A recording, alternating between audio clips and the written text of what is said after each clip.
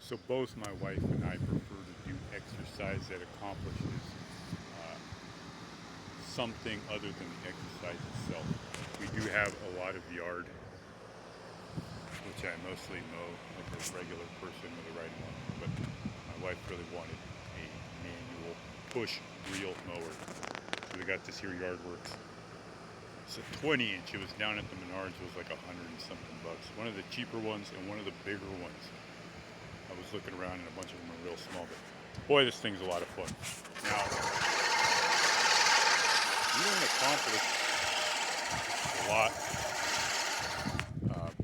but it's really just very satisfying the sound of the grass getting sheared like that. And my wife carrying around our baby on her back, so she wants to get some exercise, but also accomplish something and do it in a manner that isn't loud and gassy that will terrify the child. So, I know this seems kind of ridiculous with the size yard we have, but myself, all my kids, my wife, all really enjoy this contraption.